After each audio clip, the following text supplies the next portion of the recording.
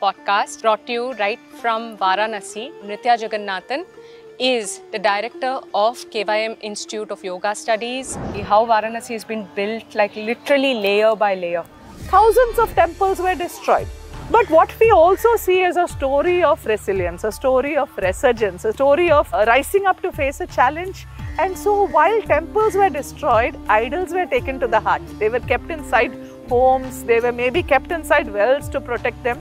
The biggest mistake we are making is to look at time as a linear scale. The Indian cosmological perspectives on space and time look at time as cyclical. Up in the mountains, you see her as young, vibrant, as you said, the energy of the Ganga is that of a young girl. Here, as you sit on the river, you will see life and death meet together. Death is something that creates great fear in us. Now you have asana performances, you have trophies, you have world records set for people holding so many postures for so long. Jessica Char asked this question, you're doing all this, what has it done to you? How has it transformed you off the mat? Can I move from where I am to a slightly better version of myself? Now what is better? Does it mean I have more money? Does it mean I have more property? Does it mean that I'm known to be this, that, I have a certain status? Okay, possibly, but then does it give me a sense of fulfillment or completion? Maybe not. We don't have to worry about a profound philosophy. You live here and now. How can truth be a box? One of J. Krishnamurthy's most powerful statements is that truth is a pathless land. What are we speaking of as life goals, therefore?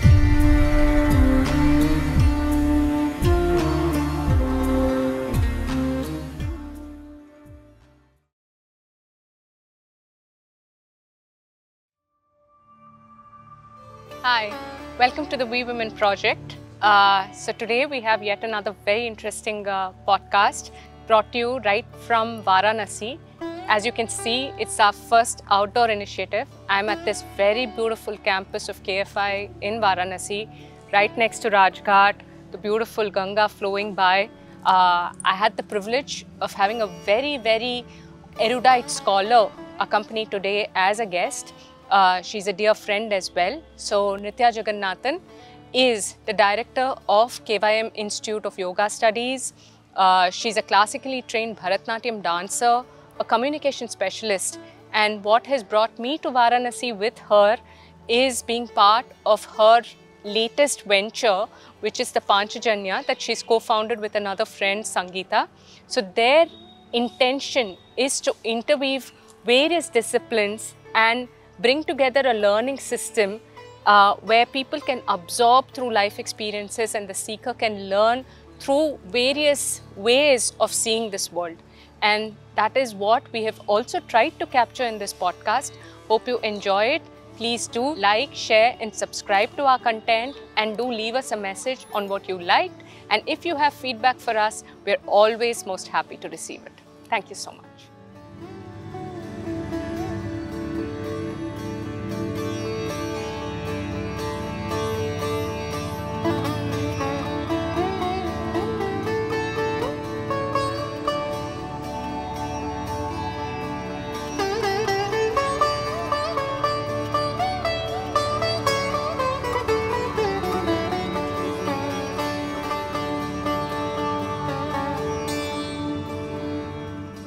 We're on the Adikeshav Ghat. We're in this very, very beautiful place where there is the confluence of the Ganga and the Varana. And, you know, here I just take a moment to first say thank you. Thank you for having brought us to this wonderful place and inculcate into us, you know, so much of this knowledge. I'm told that this is the first place where Vishnu stepped onto this land. And we have seen over time in Varanasi how Varanasi has been built like literally layer by layer, correct? And parallelly there has been so much destruction, destroyance, but also, you know, there is will, there is resilience, there is a certain level of equanimity that shines through. Before we get into yoga, you know, can you just talk to us about that? Sure, certainly. See, Varanasi is a very special place. It has been spoken of very highly as Kashi, the city of light.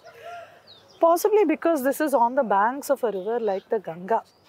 And Adikeshav Ghat, this is the first of 84 ghats. There are a lot of stories. The Puranic stories come from the Kashi Kanda that speak of how it was Vishnu who came here first, and it is Vishnu who subsequently brought Shiva back to Kashi, because there is a long story, we may not have the time for that. But Shiva was up on the Mandara mountain and he couldn't come to Kashi because the then ruler of Kashi was such a dharmic king. There was nothing wrong ever, and he tried, he sent his Shivaganas, he sent the 64 yoginis to say, find out something that's wrong. And they said, there's nothing wrong, we also want to live here. So the entire retinue came here, the 12 Adityas came here, and finally Vishnu came, because Vishnu came and established his own form here in the Adikeshav temple, and subsequently Vishnu heralded the arrival of Shiva, who resides here as Kashi Vishwanatha. Right. This is also the reason why Varanasi has been a place very dear to my heart. It's a place of transformation. It's a place of great, this great learning. All seekers, whether they have been knowledge seekers, seekers of the spiritual path, they've all converged here. You have the Buddha who's walked on these roads very close to where we are in Rajghat. We are very close to the campus of Jiddu Krishnamurti, Krishnaji, who has the Krishnamurti Foundation Study Center is here. And you have people like Shankara, you have Kabira, you have Anandamayi who came all the way from the other end of India. She was living here. You have Trilinga Swami, the living saint, the walking saint of Kashi, he was called. So seekers galore here. So what is it about Kashi?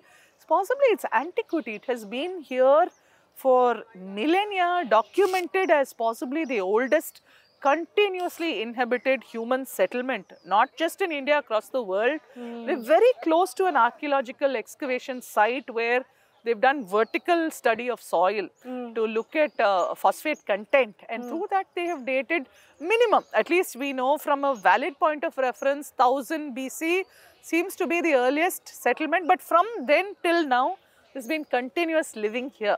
Wow. People have been living, but the history of Kashi doesn't begin there. The history of Kashi begins even further back. But here you see intersection of life and death. You have the river, it's a living river, it's a flowing river. Yeah. But as you go along the banks, you will come to Manikarnika where there are bodies being burnt. Yeah. And again, confluences of beliefs that while this is known as Vishwanatha's land, where does he rest? He rests, this is known as Mahashmashana. Yeah. Other places you might say, oh, temple is sacred place. There is this idea of, you know, what should or should not come into the temple precinct. He is resting on a Shmashana. Where he is a burning ground. It's built on the ashes of millennia. Yeah. And it is believed that the year of every departed soul, just before their last rites are performed here in Kashi, Shiva is chanting the Ramanama. And that is why on the streets of Kashi, you will see the pallbearers chanting Ramanama, Satya Hai. How powerful is that? That there is a confluence of the Shiva and the Vishnu traditions, with Ramanama being a Taraka mantra.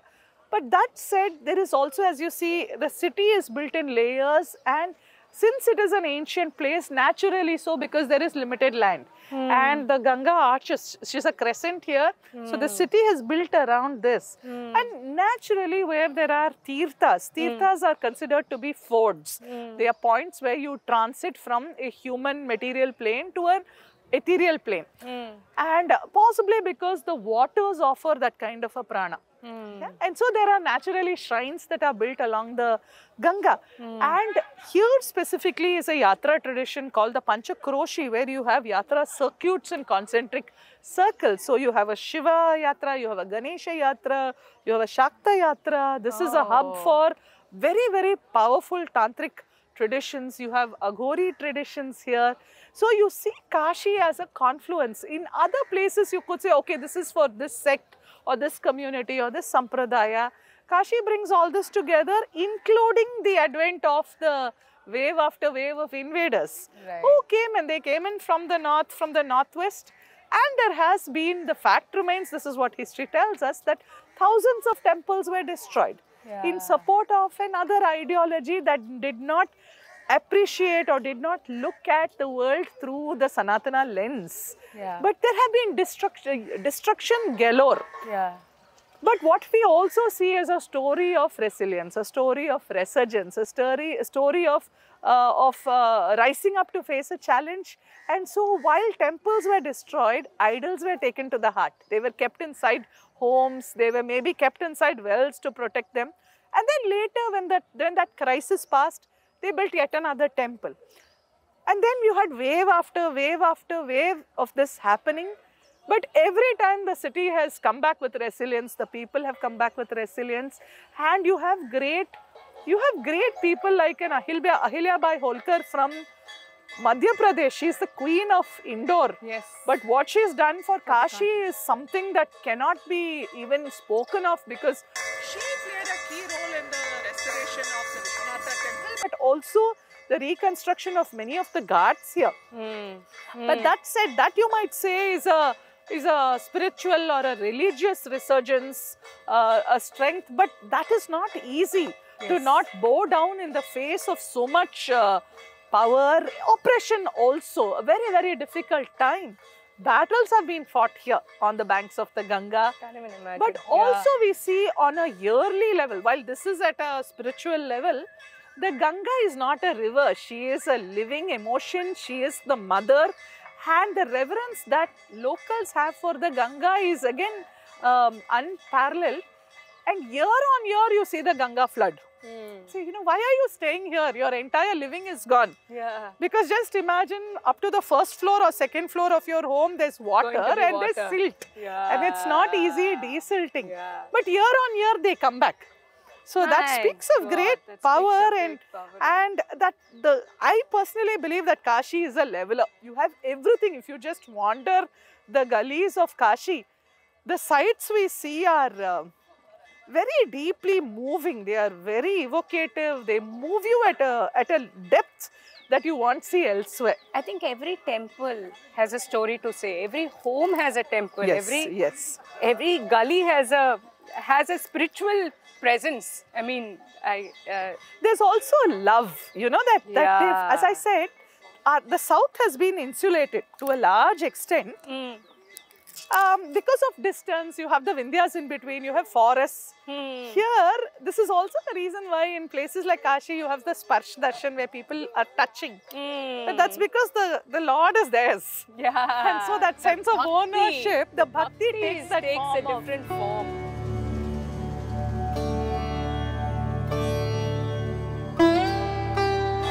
So, Nitya, you were talking so beautifully about the cultural assimilation that's happened in Kashi, right?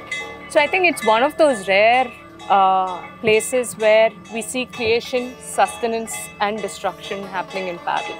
It just plays out in front of us. You just told us about the Manikarnika Ghat, you know, the monsoons, and yet people, live and thrive.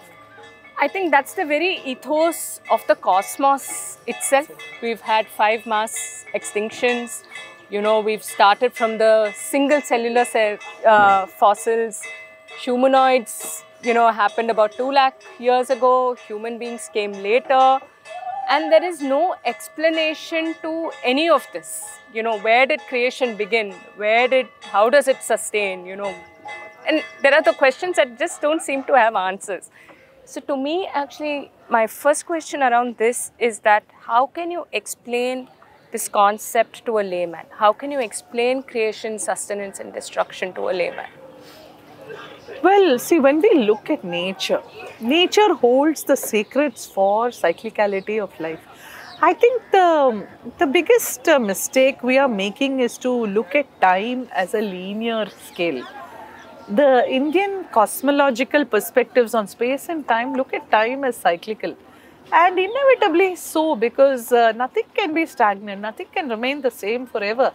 And the Indian seers saw that in nature. And they spoke of it as Srishti, Sthiti and Samhara.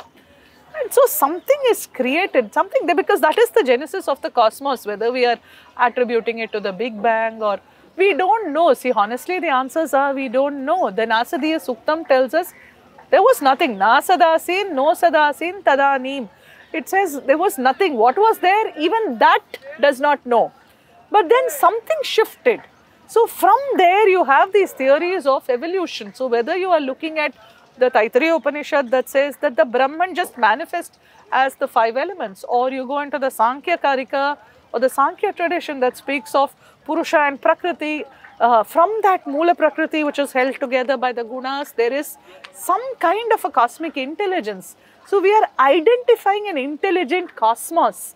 This is not a jada. This is filled with intelligence. It's filled with wisdom, and that perpetuates. And that is how they explain that things come together. If you go into Nyaya and Vaisheshika, they may not attribute a spiritual source, but they still say that there was matter and matter started coming together. And so this idea of space-time discussions have always been central to our understanding of this tradition, but filtered through different lenses.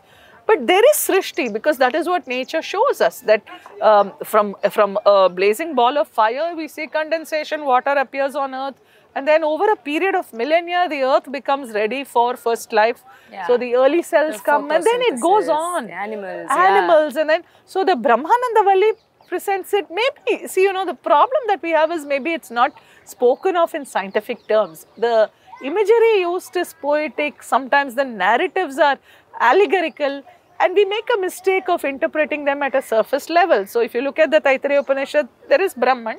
From Brahman, Akasha, Vayu, Agni, Apa, water, Prithvi, earth. From the earth, the Oshadi, the plant life, that becomes Annam, that becomes food.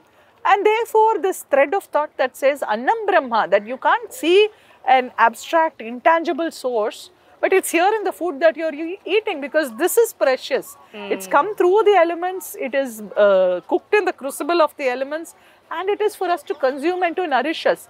From there, you have these thoughts of what does it mean to sustain? So how does food sustain? How does the environment sustain me? And from there, the idea of what is true nourishment. And so nourishment in the form of food that is wholesome. And from there, you see there are texts on Ayurveda that speak of food as medicine. The Siddha tradition that says Unave Marundu. And this is true everywhere. You go further up north towards the Tibetan region, you have traditional practices of plant healing. So what is the foundation for sustenance? Yes, something has been created. Now with that creation cosmology, you have the idea of a Brahma creator, because for creation there has to be a knowledge source. How do you create in a vacuum? And so an intelligent source powering an intelligent creation. But what has been created has to live. Now how do you live? You first need to feed. So there is a source of nourishment. Then what about resources? And so there is the land, and therefore processes of working with the land. And you see that marks a shift into how we are relating to our environment, bringing in ideas of, I'm receiving so much, can I be a thief? Can I just take, or should I give? And that brings in an idea of accountability, of ownership, and that as yajna is what sustains life. But then can I live forever? That's not in the order of nature, because nature is about entropy, and there has to be a destruction, because otherwise limitless life is not sustainable. Right. And we see those references even if you take the Mahabharata, you have the burning of the Khandava Prastha.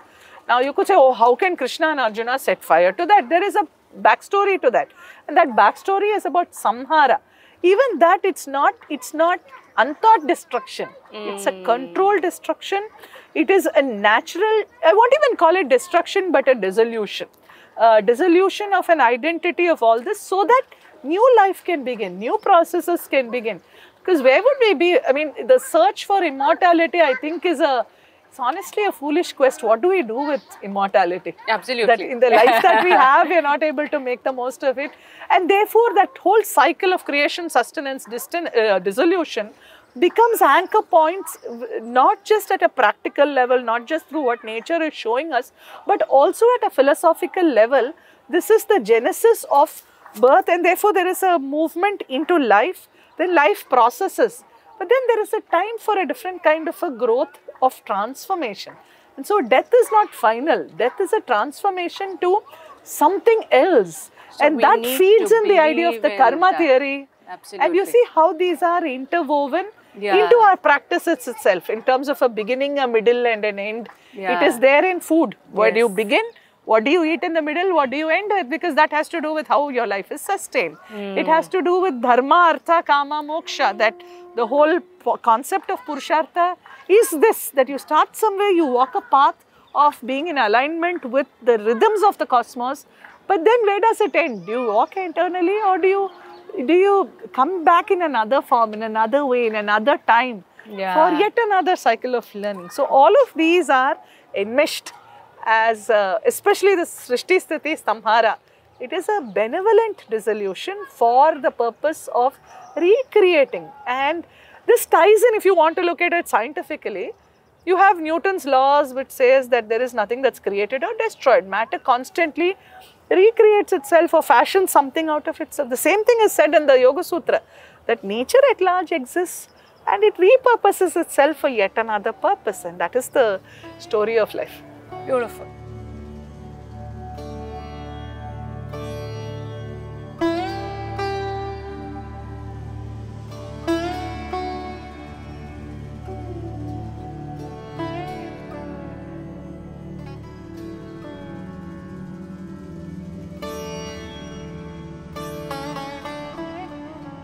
I think it's a particularly beautiful morning on the Ganges today.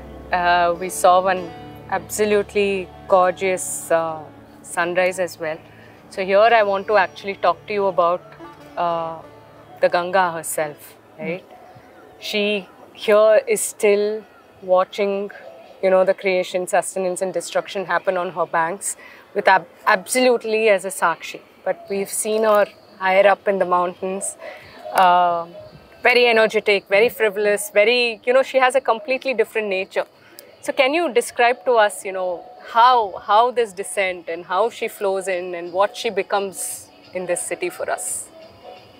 Well, there are two perspectives to that. One is the creation of the Ganga itself is attributed to the collision of the Indian subcontinent with the tectonic with the Eurasian continent as well. So those tectonic movements create the entire Himalayan range, and so you have Ganga's origin at Gomukh, from there to Gangotri, and then of course her descent into Rishikesh where she touches the plains and moves to Haridwar, and then she continues.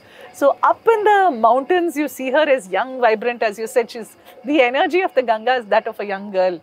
But then she, I think, it could be literal, it could be figurative as well, that the Ganga has always been seen as Jnana Ganga. She's not just an ordinary river, she's a river of wisdom. So she's not just a river that is tied to our lifeline, but she's also tied to our sense of intelligence of the cosmos. And therefore you have a Puranic narrative of that, very widely known. There are many stories. Tell us that Puranic narrative, please. This idea of waters has always been very, very significant. You go back to the Rigvedic period, you have mention of a Vritrasura. Now this Vritra seems to have been a serpent, dragon, something like that, who keeps taking away waters or abducting waters, which means that there is famine. Maybe these are allegorical representations of long periods of drought. But then you have the story that the waters are taken over by the Asuras, and then you have Agastya who consumes the ocean so that these Asuras are brought out because they're hiding in the depths of the ocean. So you have Agastya who's the consumer of 7 oceans, but then there's no water left on earth. And therefore now how do people live? So maybe these are explanations, but you see that constant allegory will come in Deva, Asura, there is some kind of a conflict. Are they external demons and divine beings? Is that how we are interpreting it, or can they be interpreted at a much more metaphoric level as forces of conflict within us in our own thoughts? That's another way of looking at it.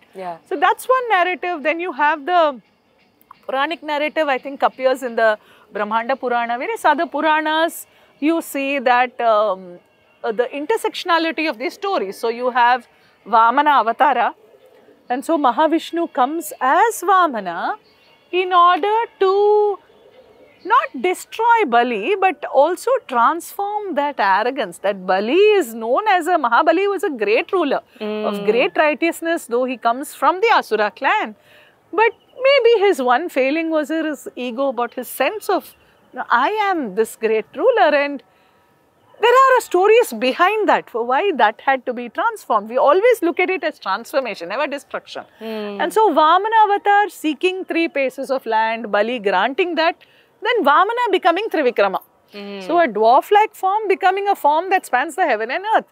Now, what does Trivikrama do? He places 1 foot on earth, 1 foot in the heavens.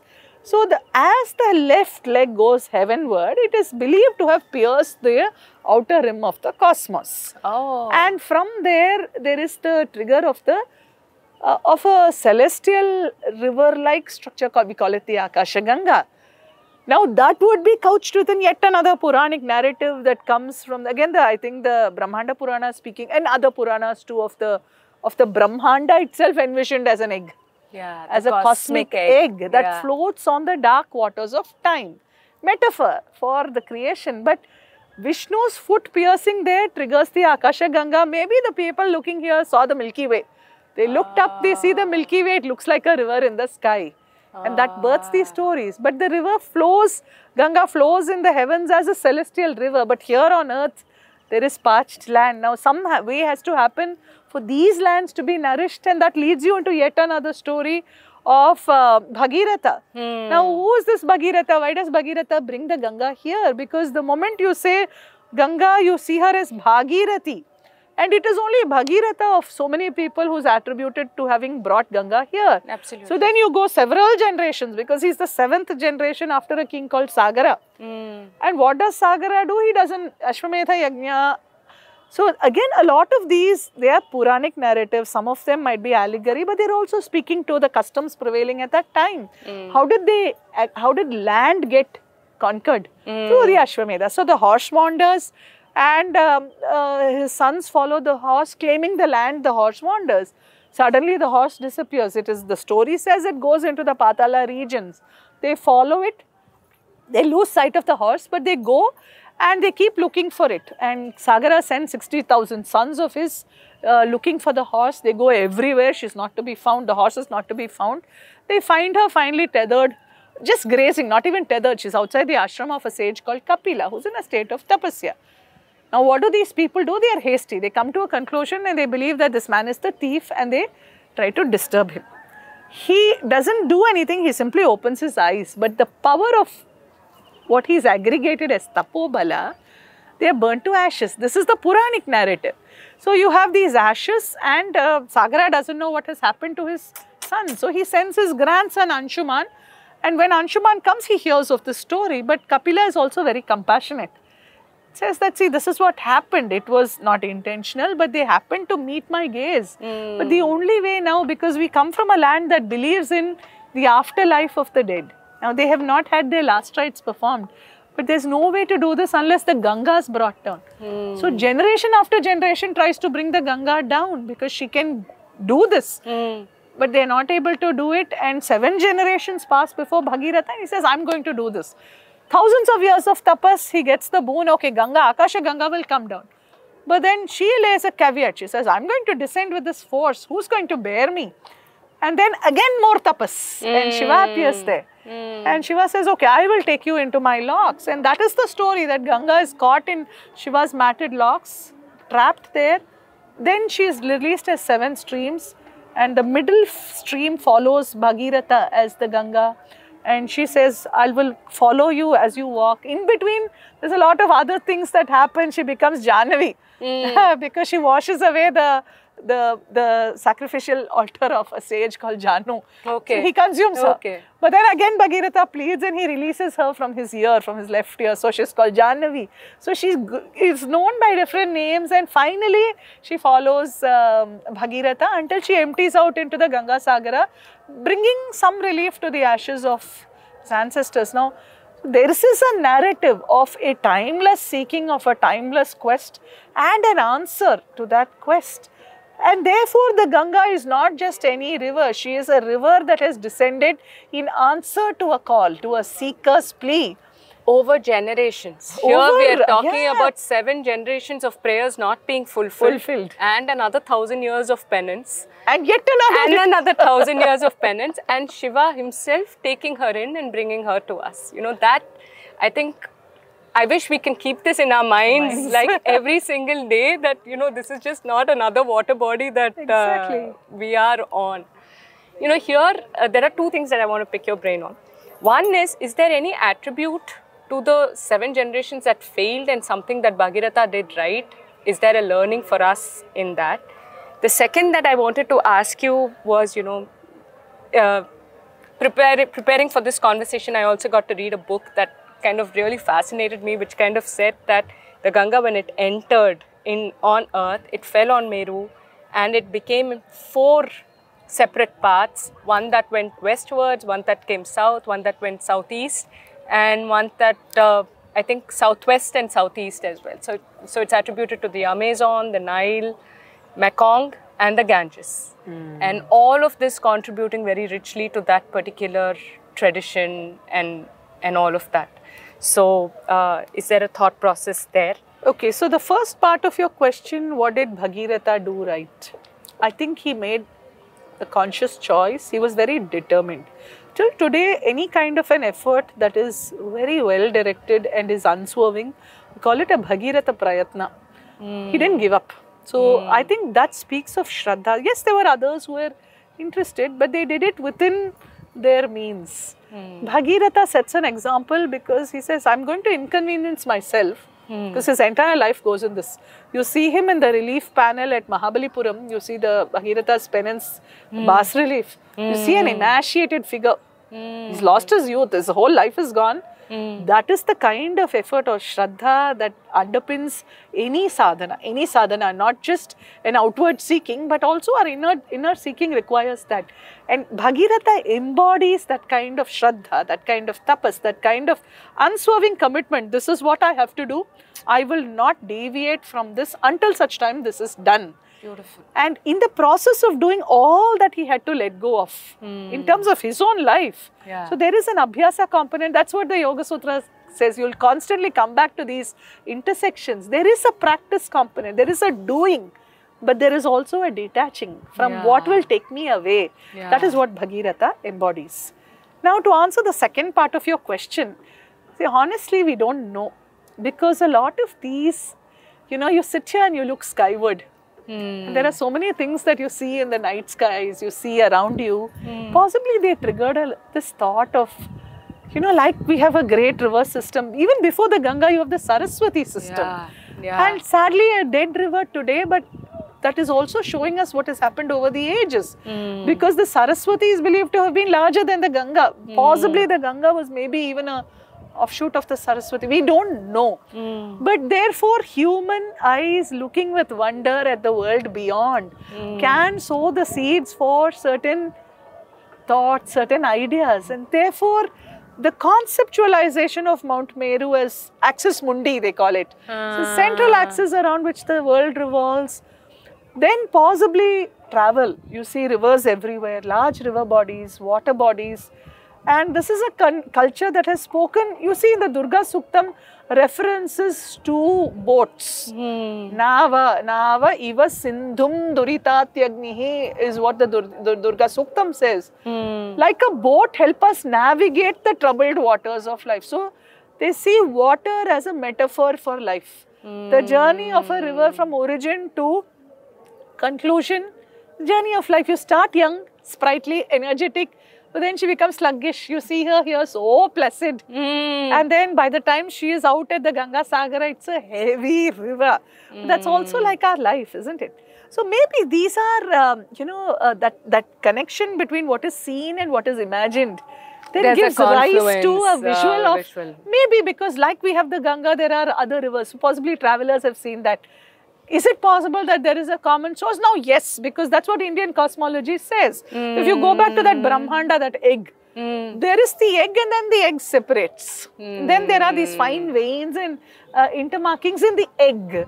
So, an ordinary object like the regular egg is therefore extrapolated to the Brahmanda, the cosmic egg. There are all these veins and there is fluid structure inside. So, the conceptualization that becomes the rivers that flow on earth. Therefore, what better metaphor, Ganga coming down? Maybe someone saw the Milky Way coming from there, meeting, in vision in the horizon you see a water body and could have birthed a thought that this is the Akasha Ganga coming down. And therefore, from there, the development of that idea. Now, is it valid? Is it invalid? I don't think I have the expertise to say that. But the imagery it evokes is very, very powerful.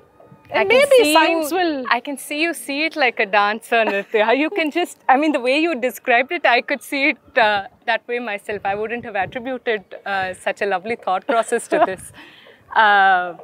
Yeah, I think it is deeply mystic. Very mystic. Maybe science has to catch up. We don't know. Yeah. But yeah, until we know, we can't say with surety. There are a lot of theories. Yeah, you know, you have this idea of the sun chanting the Omkara. There have been records. We have NASA recording some kind of a sound of the cosmos. Is that what the rishis perceived as the Omkara? Yes or no, who is to say? Absolutely. Who knows? Absolutely. So Nritya, you've very beautifully spoken about the Ganga. Why shouldn't I say the Ganges? Because the word Ganga communicates an emotion. She comes from the root. The word comes from the root gam, which is to go, to flow. And as you flow, there is a transformation. The moment you shift it to the anglicized Ganges, that's gone. And so I think it's important to reclaim some of this terminology. This is not a difficult word to pronounce. So I'm really not sure why the Ganga became the Ganges or why Varanasi became Banaras. But maybe it's time for us to reclaim some of these terms so that in saying it, the word Ganga should evoke this. Yeah, absolutely. And the spirit of that river, which Ganges just falls flat. Understood. So I'll take note of that and I'll try my very best. Here I just had this question before I move on to the yoga part of it. Is, Shiva takes her in on his locks and then lets her out. So there is also the symbolism around him being the guru. Do you have any thoughts around that? Yeah, absolutely. See, she's known as Triloka Patagamini. Her genesis is there. Her descent is here. And then she flows further down because she's supposed to have gone into the Patalas. So this idea of these three levels is Bhuhu, Bhuvaha, Suvaha. You have all these intersections again and again and again. You will see repetitive motifs. Now, my journey has to be from where I am. This is where we are. But where my destination is somewhere above. We've always set our sights very high. But how do I get there? How do I know what is right, what is not? My mind can play tricks on me. And therefore, there is the need for an intervention. So typically when you look at the story, there is a beautiful Puranic narrative. You could say, oh, this is a children's story. It's a fantasy story. Who lives for thousands of years, first of all? Who has 60,000 children? Now, there is allegory. You have to go into that. Some parts of it, the beauty of the Puranas is, part of it is history, part of it is embellishment. To bring in beauty, that is where that Satyam Shivam Sundaram will play out. So a story is told, but it is told with something that's endearing. And how you will remember 60,000 children. So the 60,000 children represent a mind that is unrestrained, a mind that is just driven or drawn by the senses represented by the horse. You just follow. You act on impulse, and Kapila represents the cycle of time, karma. They're gone. But some transformation has to happen, and so there is a seeking. There is a Bhagirath who sees a value in that seeking. He says that I have to live well, my children have to live well, the generations after me have to live well, but there is a debt to be paid. And therefore, let me be the one to take it up. But for that, you need something that will direct you. Like the banks of a river hold the river in flow. Like that, you need someone who will show you the path, because we are incapable of knowing. And therefore, the need for a guru, a person who is showing you the path. Why is the guru necessary? Because the guru sees what I am yet to see. The guru has a different perception on Satyam and Ritam, my lived truth and an absolute truth. Sometimes we get confused, imagination comes into the way, our own misapprehensions come into the way. Now, how do you separate what is real from the unreal? That is why Shiva's appearance in that story is important, because the guru can take what is needed. Just imagine the weight of the Ganga is literally this knowledge of the cosmos. But is it suitable for me? Am I the right vessel? Because not all knowledge is suitable for everyone all the time. Because knowledge is power. But when that knowledge is corrupted, then it can become corrupted power. It can be very dangerous. Therefore, how do you channelize that knowledge? That is what Shiva does. He holds her briefly in his locks, doesn't let her go. So again, Bhagirath has to plead. Then 7 streams emerge. Are they the 7 rivers of the Indian subcontinent? Maybe, we don't know. But that idea of a measured, channelized flow of knowledge. What would I do with knowledge that I'm not yet eligible, or I don't even know what to do with this? That's dangerous, or I might just discard it as meaningless. So the direction of that knowledge is what Shiva represents, and Bhagiratha represents a seeker who has acquired an eligibility, who's earned the right to receive that knowledge and not entitled. We live in a time of entitlement. I pay you so much, so you give me this knowledge. But you earn it. And then you prove yourself to be a worthy vessel of holding it. But he doesn't hold it for himself. He also passes it on. So that is the flow of the Guru Sishya parampara itself. That has to flow. And again, when you come back to the Ganga metaphor, it's not one river. So many tributaries, so many offshoots. Because knowledge has to aggregate. Knowledge has to keep moving. If it stagnates, then it's no longer, it's not even a river. The river's dharma is to flow. Nature of the knowledge is also that it flows, it aggregates, it integrates. Whatever comes through time is integrated. For all of that, you need a holding. And so you have Shiva, you have Vishnu, you have Brahma, you have all these people coming into the mix because of this symbolism. I think, you know, from all the conversation we've had since morning, right, confluence seems to be like a theme. Everything comes together, all our knowledge bases comes together, all our belief systems comes together to a point. And I think that's the very crux of the yoga. Is it, or am I wrong in saying so? Yes, it is. You could say that when we speak of yoga, the definition is very clearly of convergence of the mind. Convergence of the mind. mind. Onto a point, a chosen point of attention. And that in the Patanjali Yoga Sutra, how is it handled? I mean, if you can just, I've read snippets of it in your book, but I want you to explain it to our viewers, starting from the tenet, and then maybe we could spread it out. So, Patanjali, 2000 years ago roughly, is when we are attributing the time of the text or the teaching. He conceives of the mind in a very, very broad, from a broad to a narrow perspective of, you know, of a really very, very solid, nuanced understanding of the mind. He says there are only 2 possible ways that your mind can function. It's pattern based.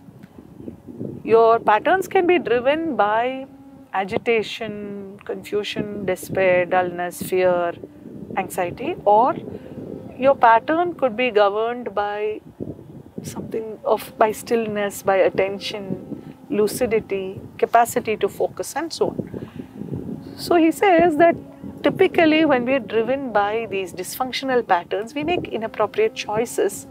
It's important first to direct your mind to a point. He calls this Chitta Vritti Nirodha. What is Chitta? Chitta is the term that the Yoga Sutra uses to speak of the mind. See, in English we say mind. In the terminology of yoga literature, there are a number of terms. So it's not, what are we speaking of the mind? Is it the brain? Are we speaking about neurological activity? The word Chitta, you could say, is umbrella. The brain and the functions of cognition, or what we speak of today as neuroscience, is a part of it. But when you look at Chitta, the word itself just opens up like that. So there is the manas, which is the cognitive sensorial mind that is constantly receiving some input, processing, storing, retrieving, and then there's an output. Then there is another aspect of the mind in the Yoga Sutra. It comes through as asmita. What is this to me? There is a field of experience. What is it to me? Is it mine or not mine? Do I claim it as I am this, I am woman, I am man, I am tall, I am short. Identity. What is this object that I'm experiencing? What is my connection? So that identification with the object and how that transforms your mind in terms of mine and not mine. These are patterns that set in very, very young. So we grasp, isn't it? That what even an infant will hold on to what it believes is it's asmita. You have what's called buddhi. Discernment, capacity to make a decision, to weigh options, to take an informed choice. But Patanjali also, so this composite of Manas, Asmita, Buddhi, the cognitive sensorial mind, the mind that creates an identity with what it is experiencing, and a mind that is able to arrive at a decision based on choice. Should I do this or not? Buddhi. A composite of this is called Chitta. So when we speak of the mind, we're talking of three things that happens in that, I don't know, nanosecond. So there's something that we see and we observe. Not just see, but sense. See and sense. And then there is a processor that based on our past patterns attributes values to it. And based on those value system, there is a decision that happens. It's a decision. The value is more of an identity that we carry. That's called I am that. And so there's always a personalization, and it's a body centricity or a sense centricity, or for me, that sense of ownership that will come in very quickly. Absolutely beautiful. So this is what Patanjali's Chitta is. It's not just mind. It's all of these. It's also the neuronal aspects of the mind, and all of this happens like that. Okay. Now moving to the second part, because again I've read your book, so I'm just very tempted. I love the chapter on why we do what we do. I think that is the crux of Vritti. So why do we do what we do? And what you speak there is, you also gave a mention here, is about the patterns of thoughts, about how it builds almost like muscle memory. When we run, we build a muscle memory, walk muscle memory. So there are these patterns that we build as muscle memory in us, correct? So yeah, I'm going to open that up for you to explain it to us. So the beauty here is what we speak of as mind is also there in the muscle. That intelligence that underpins all forms of knowing, whether it's at cellular level or a muscular level, is there. That is Vritti. Patanjali looks at the mind. He doesn't define the mind for us. He says, you know that there is a mind because there are actions that are performed. Activities, thoughts, you could call it. The word Vritti again is very difficult to translate. You can understand it as a modification, as an action or an activity or a thought or content of mind. There are 5. To perceive something as it is, to wrongly perceive something which is other than what it is, imagination, deep sleep. Now you would immediately say, how is deep sleep an activity of the mind? It is the absence of activity that is also a function of the mind. In memory, coming from what has been experienced and therefore remembered. And the yoga theory says, once you've experienced it, you're not going to forget it. Now these are the activities of the mind, but they can be colored by the play of the trigunas. Trigunas are fundamental properties that underpin all creation of 3 sattva, rajas and tamas. Sattva guna, when it dominates, they are constantly in a tug of war. Sattva is that quality of lightness, lucidity. So anything that has that buoyancy and light is called sattva. Rajas is everything that moves. What moves is because Rajas is moving it. Tamas is the absence of movement or inertia. Now these 3 gunas are the building blocks of the universe, and you find them everywhere. You find it in the light of the sun, which is predominantly sattva because it shines. You see it in the flow of the waters, where there is transparency, there's flow, Rajas, and there's form, Tamas. So everywhere, that also influences our mind. When sattva, the gunas are constantly playing this game of who's going to be on the top, who's boss. So when sattva dominates, typically we are in a space of attention, calmness, tranquility, objectivity. When Rajas dominates, we are driven by that urgency and very, very high levels of reactivity, bringing us into patterns of kama and krodha, anger and lust-driven, desire-driven choices. When tamas dominates, we are apathetic, indifferent, we don't care. Now, this play is happening all the time, and through that, we are filtering the activities of the mind, the vrittis.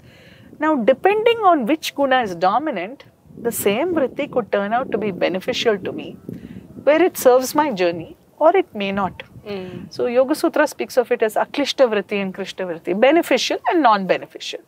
Now, what is our pathway? These vrittis exist, but they can serve me well, or they can basically derail my life, depending on the dominant guna. So, somewhere we have to make an attempt to streamline Streamline so that we that move and from move it into dysfunctional vritti to what is attentive, holding space, empathetic, has a larger vision. We want to move to that space, and that is what Nirodha essentially is, that convergence of vritti. So the mind that is scattered, it's all over the place. You kind of move try it to into bring it this to a direction. I'm going to stay with you on this a little more because I feel this is the crux of our human existence, right? And I think increasingly the level of dissonance, the level of discontentment, even all that we inflict on ourselves in terms of diseases, you know, all of it that you already mentioned stems from this combination of the Rajas, Tamas and Sattva. So here I think your book very beautifully talks about Desikacharya, talking about positive affirmations. So there are these patterns of thoughts that exist. We have got ourselves into this what if loops, or we have got ourselves into this fear, paranoia cycle that literally kills us. You know, once we are in that mode, there's no coming out of it. And to counter it, we have to do positive affirmations. We have to bring it back into control. Can you talk to us about that? See, the idea of affirmative thought and therefore affirmative action. There's much that holds us back. We limit ourselves because of our mind. There is a statement, Mana eva karanam manushyanam bandha mokshayo. It's very oft repeated. It comes in the Vishnu Purana. It appears in other places. The mind is what can bind you or set you free. How does it do both? Through patterns. They're only patterns that we create. These are patterns born of experience, of memory, which are again fed once more. So this loop, it's a very interesting loop that you see evolve in the Yoga Sutra, chapter 4. Patanjali says, for any event that you experience, there is an immediate cause. There is an outcome. There is a certain state of mind in which you are going through that experience. And there is the ambient environment that is also a support. So it gives you a context. Now you cannot take apart any of this. It's hetu, phala, ashraya, alamana. Cause, outcome, state of mind and environment. Every event you experience is all of these four. And they're constantly informing. So if, now we are on the Ganga. If at any point of time, you know, you hear the word Ganga, it would be this memory that will come up. It could be this, or it could be maybe in Uttarkashi or in Rishikesh. But one of these memories will surface. Now, it is not going to surface alone. It will surface with everything else that happens in the fringe. It will surface with what's happening in your mind at that moment. You are remembering the cause, you will remember the outcome, you will remember the state of mind, you will remember everything. That memory will trigger a pattern. And then again we behave on that pattern. So the pattern and the memory are constantly feeding each other. Now this can serve us well, or it can be a problem. Again, the choice is ours. Now I can go the route of that is depleting. Why did this happen? This should not have happened this way. That, and you know, it could have been better. What if I had done this? What if I had said this? Or if I don't do this, what is going to happen? Typically, we are living in the past. So you're looking back with regret. Or you're looking forward and saying, what if this happens? What if tomorrow I don't have a job? Now, neither of those are anchored in the present. Now, yoga's very first word is Atha. Atha Yoga Anushasanam. Here and now, where are you? You are a product of your past, but this moment is going to determine what's going to happen in the future. Now, I have a choice here. You could say, I didn't have a choice in my past. Yes. So be it. But here, now I have a choice. I have an option. What Sir would always tell us, when I say Sir, I mean Desikacharya, he'd say that don't dig up this garbage. It's not going to be pleasant and it's not going to give you a solution. Yes, you did something, you chose to do something. You are living the consequences of that. Now, what has to happen is acceptance. The first step is accept what is. This cannot be changed. Your body is what it is.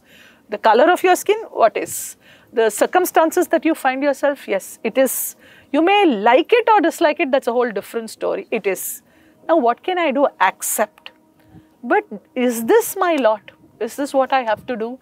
The Yoga Sutra tells us, Heyam Dukkham Anagatam. Dukkham is there. Dukkham is there for everyone. What can I do preemptively?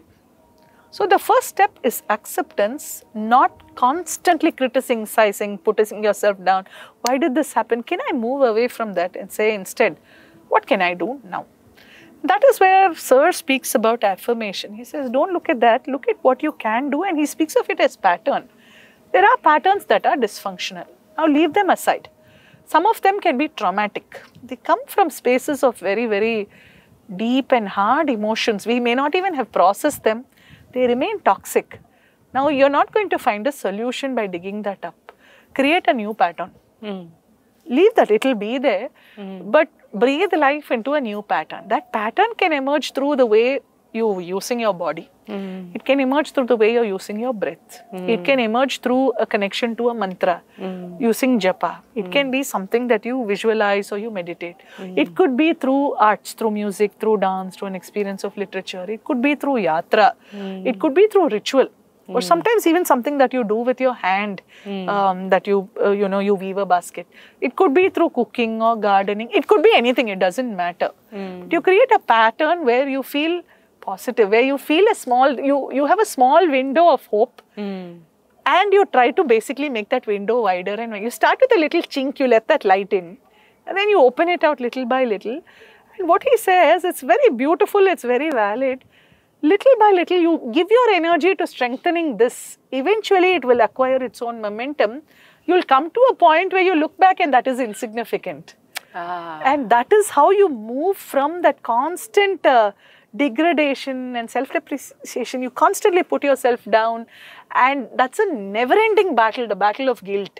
And what if? Leave it aside, you create something new, something of value that's yours, and you say, I've done this, and this makes me feel joy, it makes me feel hope, and you widen that space little by little. And it starts small. It starts very, very small. He says start in small moments, small things that you can hold on to. Even just, you have control, you raise your hands and you lower your hands, your body is listening to you.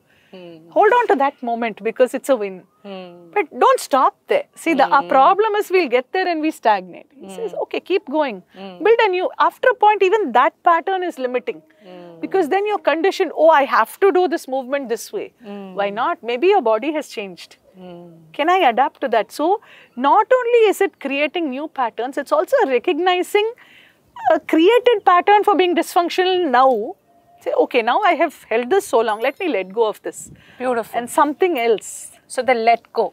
So parallelly the let go comes. Absolutely. So one is the positivity, the other is the let go. And with this consistently, the mind stabilizes. It is a method, and also it's a very practical tool. Because you can ask this question, oh, if I say a mantra, do I transform? It's not that. It's about what your mind is doing, what's happening to you. And so it will serve us very well so that we are not dwelling on the past and torturing ourselves with this memory of the past and worry of the future. At least there's something here and now. And these are big wins. They can be aggregated, they can be grown, and one will lead to another. I think that is where the entire power of yoga practices, not only as physical practices. The physical is a component. Because there is the physical, physiological, psychological, spiritual dialogue. Absolutely. So what's outside will affect the inside, what's inside will affect the outside, no doubt. Therefore, you might start outward. But our journey is from periphery to center. Beautiful. Beautiful. And that's what you call as the all-encompassing sadhana. Yes. And so this actually prepares us. It makes us a larger vessel. Is this how we have to view it? It's a pre-preparatory to the Nirodha. So our mind becomes ready for the... Yes. Think of it as moments of Nirodha, which will culminate in something else. See, this is something I've always believed. We speak of Kaivalya, we speak of Moksha, we speak of liberation. What is Kaivalya? What is Moksha, Nitya? What is Kaivalya? Freedom. Very loosely we translate it as freedom. Liberation. But from what? From the prison of our minds. You have to look at it at two levels. So one is what the Shastras speak, what Vedanta speaks of, where we tie in karma and we say, oh, we've had so many births, let me be free from birth. All well and good. What do I do here and now? I'm not even able to see this. It's a very far-hanging fruit. I'm not able to judge my next step. There's the question of what happens in some other lifetime, and also rational mind steps in. How do I know if I had lifetimes before? How do I know what I'm going to do after, and what do I care? You could very easily descend into that. But I believe, and this is what Desika Cha's teachings have also taught me, is that even to get there, you need to first prepare that pathway. So here and now, my next step needs to be firm. So Kaivalya, I look at, I'm not denying its importance, because from a Shastric perspective, yes, the texts and the teachings and the traditions give us that promise that eventually there is a freedom from the cycle of, again, Srishti, Sthiti, Samhara. But here and now, can I move from where I am to a slightly better version of myself? Now, what is better? Does it mean I have more money? Does it mean I have more property? Does it mean that I'm known to be this, that, I have a certain status? Okay, possibly. But then does it give me a sense of fulfillment or completion? Maybe not, because these are very trivial. In the larger scheme of things, these are very, very trivial. Especially when you look here, you know, the ephemerality of life, it's just one shift in the river and so many lives can change. What are we speaking of as life goals, therefore? So that orientation has to happen. But for that, I need to be in the present. Now, how do I make this moment of value? Now, how do I grow? So, we are always looking at this kind of a growth, you know, what is my reach, you know, how much I have, or you know, wealth or prowess or prosperity. Am I looking at this growth? Now, I would say Nirodha, therefore, is all these little moments where I capture that moment and I make it meaningful. I live a life of purpose and I try to embrace what makes me human, which is my humanity. I need to be human. I need to see the value of life around me. If I'm able to pay attention here and now to what that is, that's Nirodha. But a lot of aggregation of such Nirodha might eventually lead to that Kaivalya. But here and now, attention. Can I be present? Present in that moment and fully take it in. Take it in without judging. So my patterns doesn't prevent me from enjoying that. We are always looking through the patterns. Or I'm trying to change something because I wanted to fit my worldview. Can I be a witness? Can I be a Sakshi? Sakshi without commenting, without condemning, without criticizing, without this praise and blame game. Can I just be? Itself is a learning. It's very difficult to just be. So that is where Nirodha begins. It develops into meditation. Why? Because meditation transforms. The nature of the mind is that it is colored. It's colored by whatever it is placed in. That's what we speak of as exposure. What you read will influence you. What you watch or view by way of cinema will influence you. And so there are all these different aspects of culture that are very clearly informing, influencing the mind. Now you know that the mind can be influenced. You know that it can be molded. Can I give it the right object to hold on to? That's what Dhyanam is.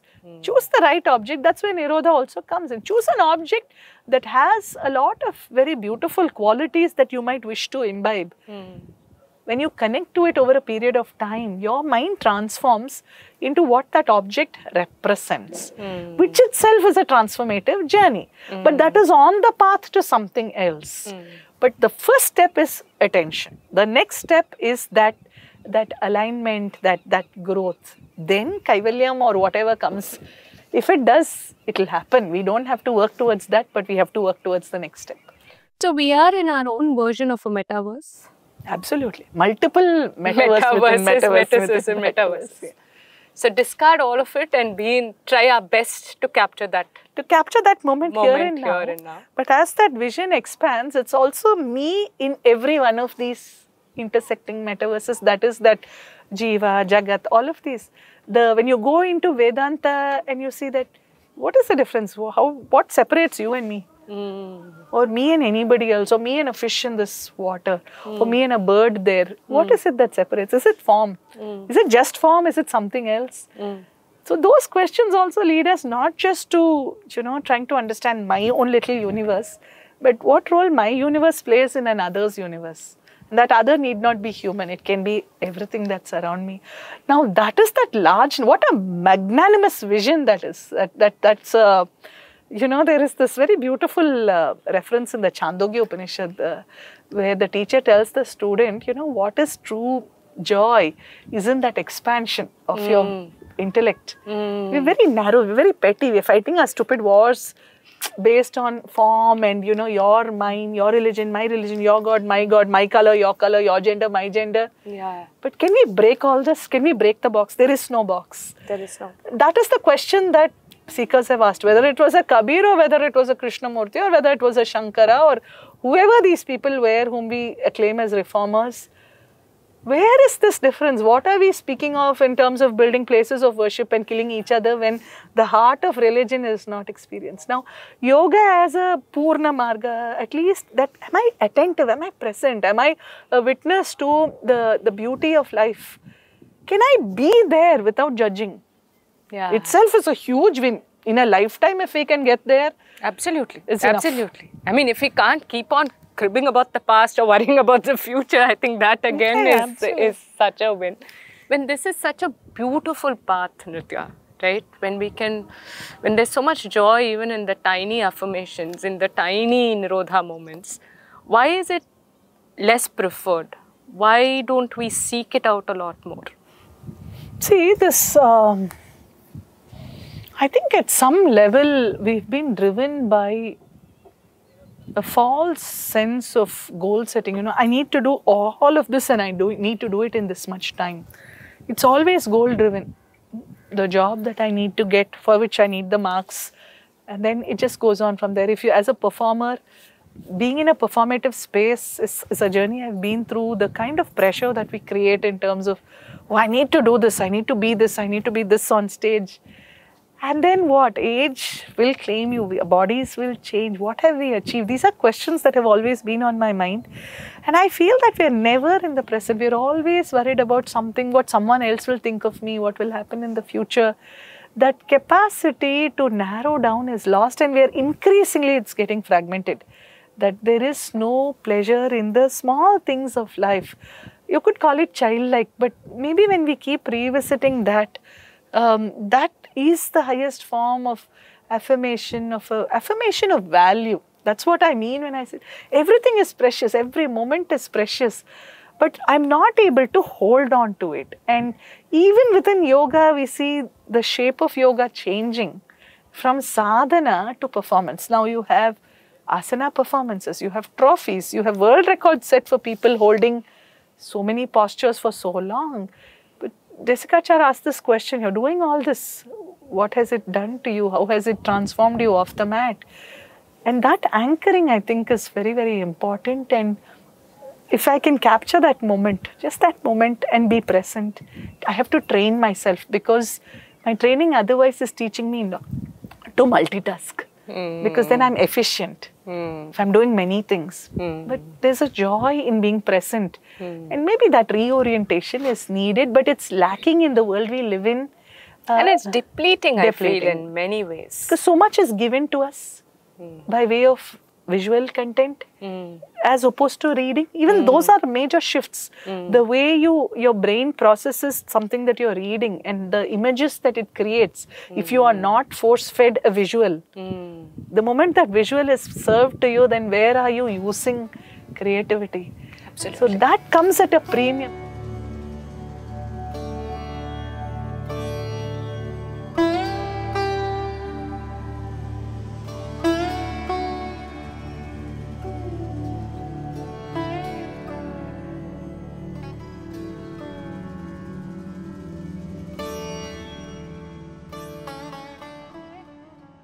So, Nritya, thanks so much for all those insights on yoga. I think the sun is fully up and we're just crossing the Ghats. So why don't you give us a little bit of insight on the Ghats itself, of how Ganges is celebrated. I mean, should I use the word celebrated? I'm not sure. See, I think the whole construction of the Ghats comes from the reverence accorded to the river. And people needed a way for them to meet the river. So wherever we are, Higher up in the mountains, maybe the construction of ghats is harder. The river is also unpredictable. But by the time she's moved down to the plains, there is some measured flow and at least some measure of a notion of control and especially the city, because the city itself has grown around the crescent that is the Ganga here. Yeah. So for several hundred years now there have been ghats. They have been constructed over time. So we see that to our right here is the Adikeshav Ghat, supposed to be the last of the ghats, and then you have Assi at the very other end of the crescent, and the whole structure itself where Kashi is divided into different segments, and you have ghats. Over time, I think even the names and locations of the ghats have changed. They were not connected. Now you have more connecting ghats. How many ghats will there be? Are 84. 84. But I think there are much more because the old ones have been renamed, the new ones have been given old names, and some new ghats have come up. So all of that is part of this.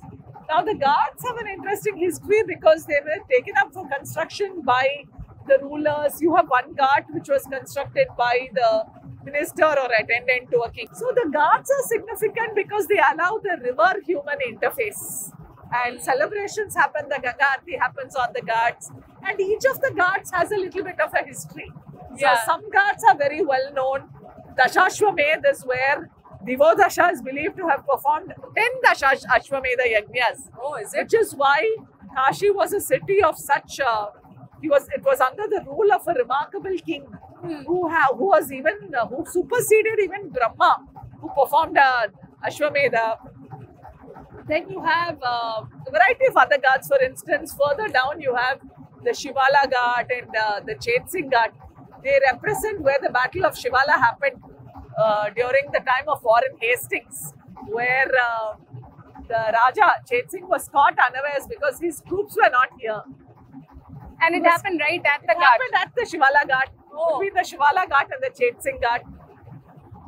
Again, some history behind why that happened and how he was unable to pay his dues and he was attacked by Warren Hastings' troops. But all the boatmen came to rescue. And there were many of them fought and they routed Hastings and he had to leave dressed as a woman. That was the only way he could escape at that point. So that's the Battle of Shivala. That's You interesting. have Mansingh, Raja Mansingh, who constructs there is a astronomical observatory at the Manmandir Ghat. You have many ghats where there were havelis of the kings and they had places where they could freely access the Ganges. Those were personal ghats. Then you had ghats constructed by royal families for others. So you have the Sindhya Ghat, the Mehta Ghat. These are people who did this for others to access. Then of course you have major ghats like the Panchganga. Panchganga is where there is believed to be a confluence of 5 rivers. So it's an important site for pilgrimage, for the Ganga Snana. And the ghats represent the living culture of Kashi.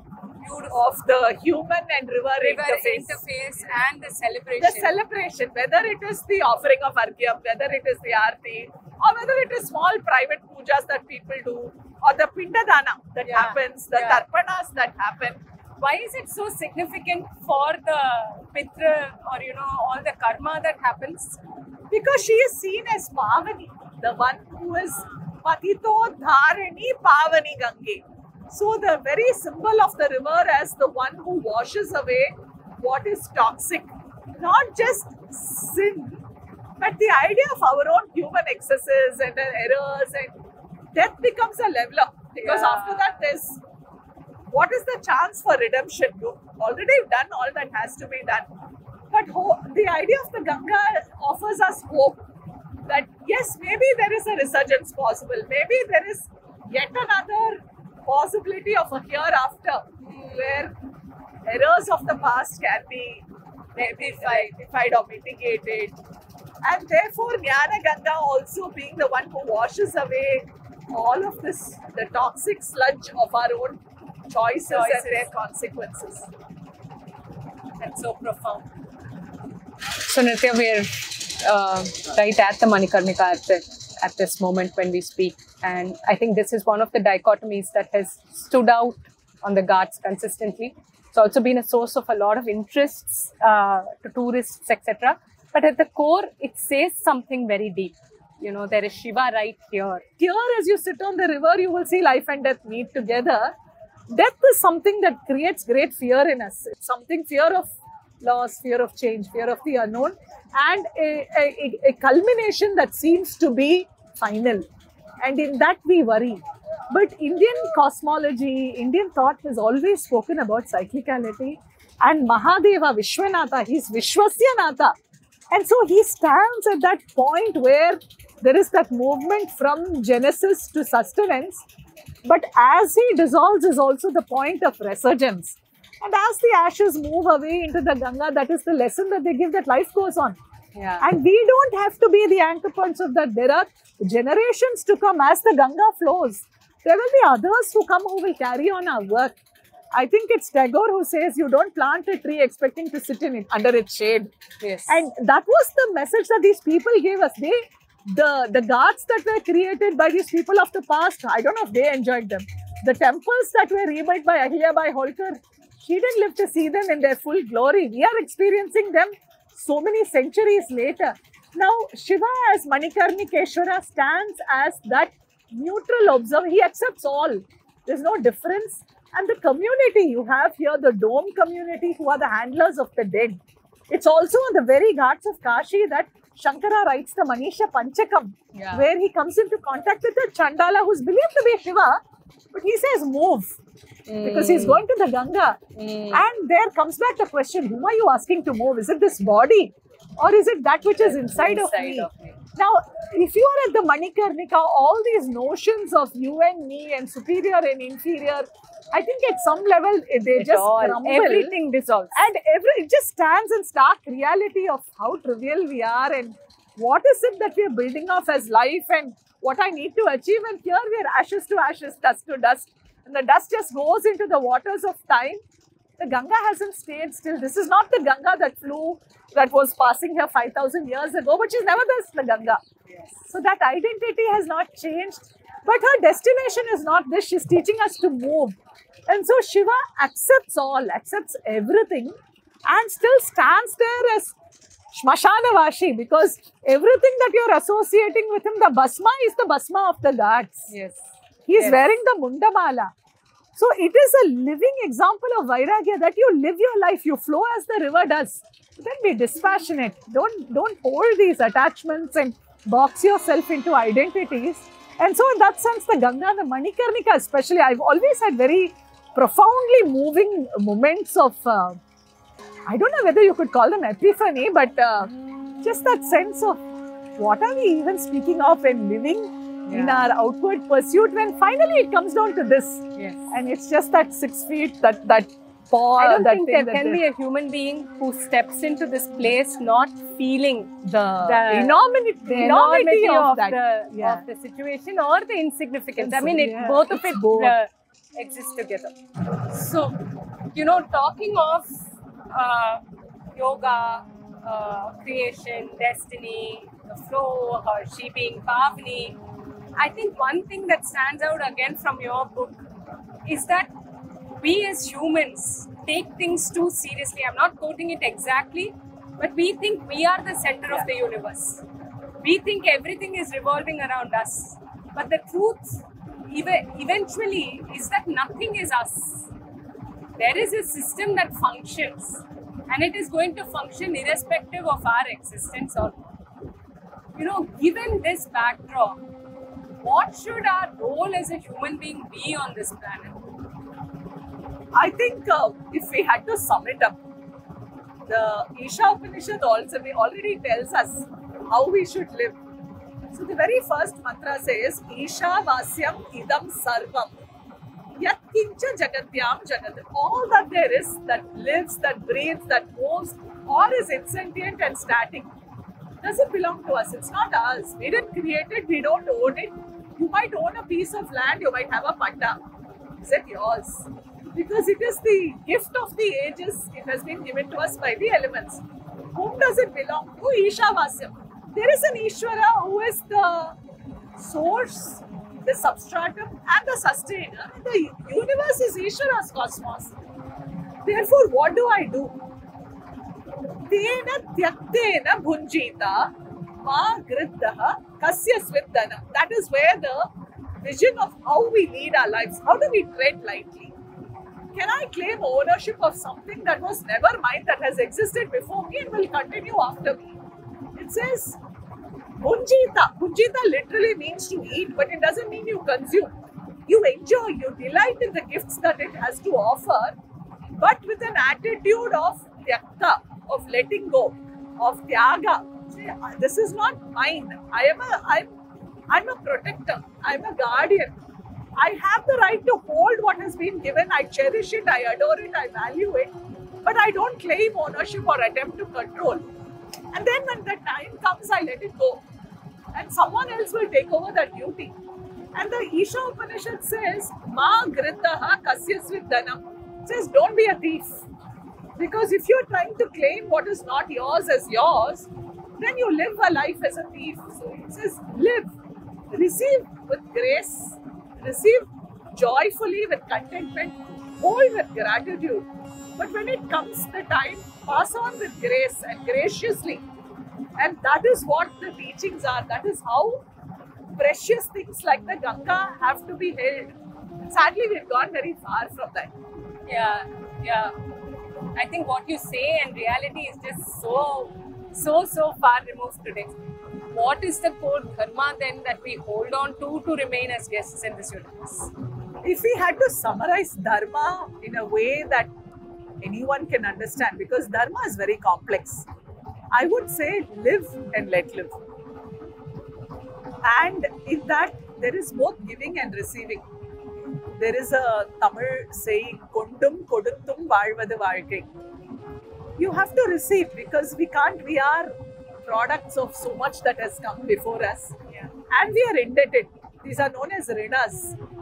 You're indebted, but you can't pay back. To what do you pay back? To the earth or to the heavens or to the waters? What do you pay back? To the people who walked the earth before? But they have left behind something of value. And therefore I pay forward. And in that I enable another to live. And so I would say, can I live mindfully? When I say mindful, it's not just, we've reduced mindfulness to simply being attentive.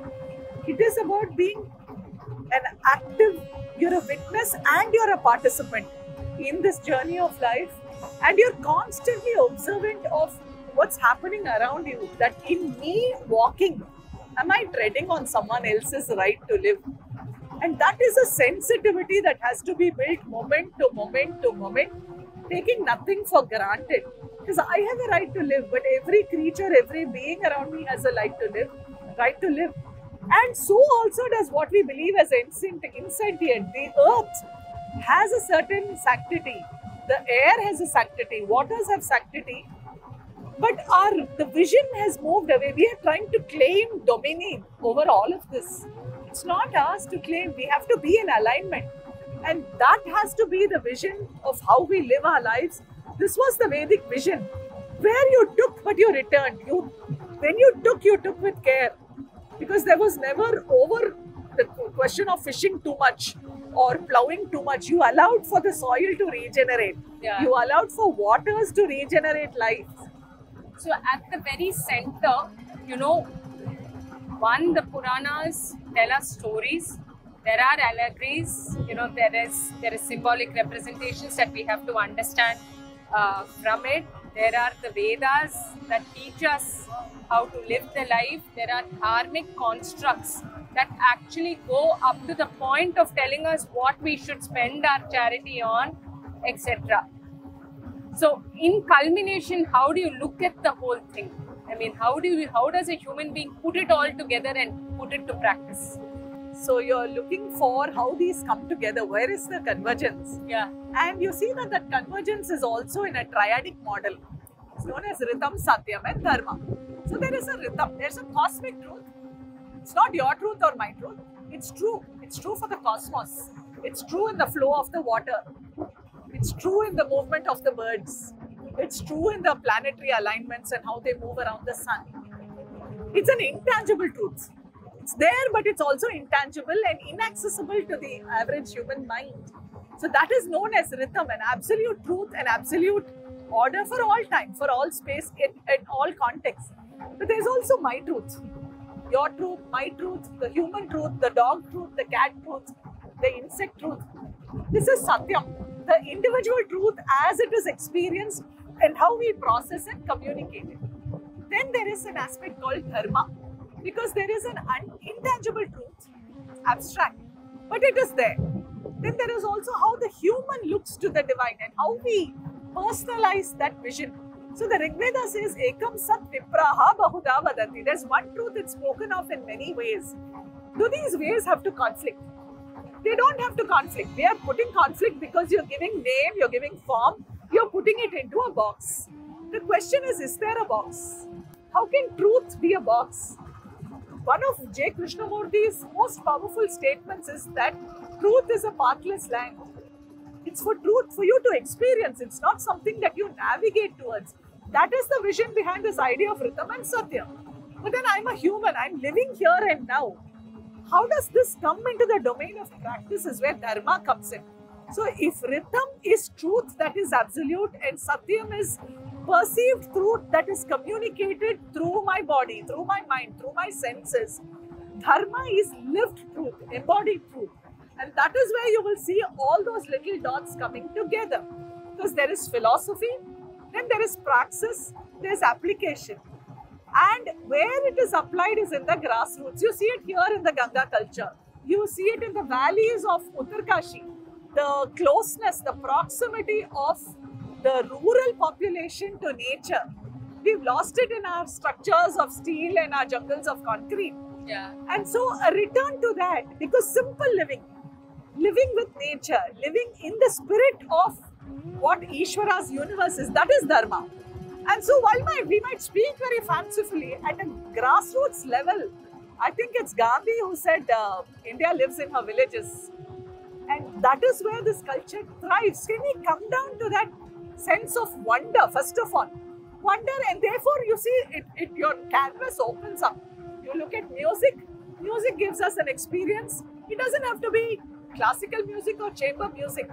The local songs, the songs of the land speak to us of volumes. You have it in the architecture, in the food that we eat.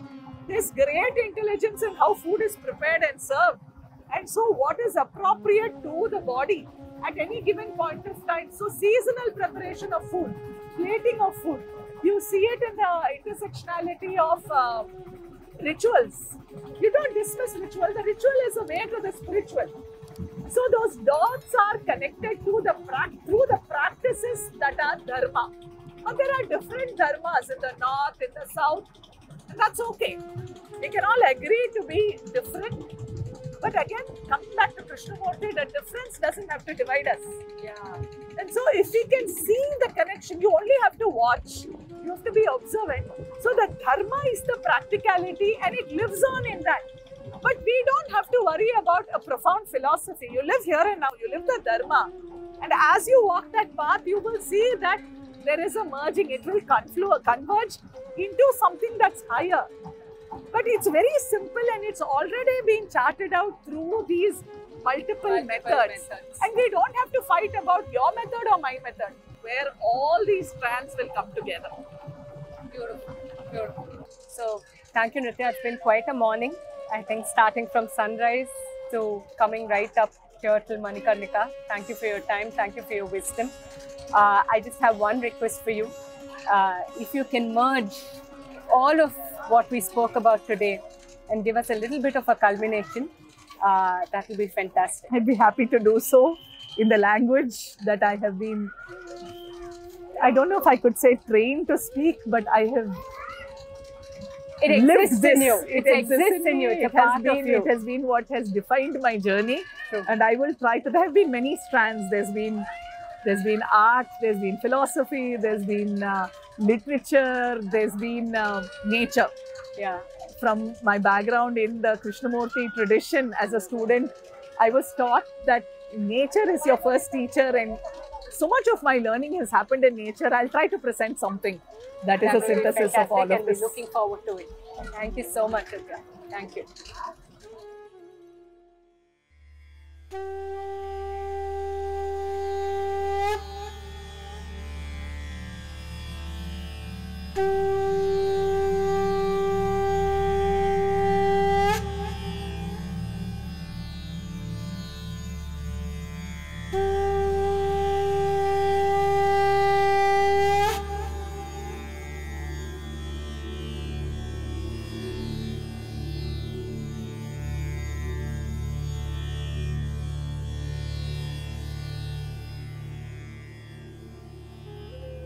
Namami Gange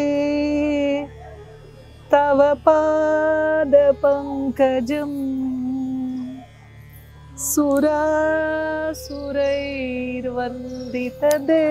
सुरासुरैर्वन्दितदिव्यरूपम्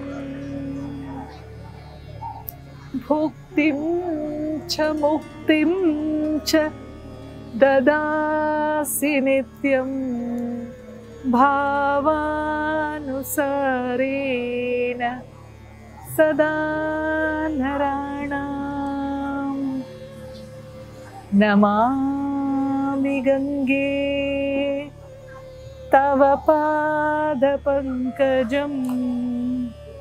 सुरासुरैर्वन्दित दिव्यरूपम् सुरासुरैर्वन्दित दिव्यरूपम् सुरासुरैर्वन्दित दिव्यरूपम्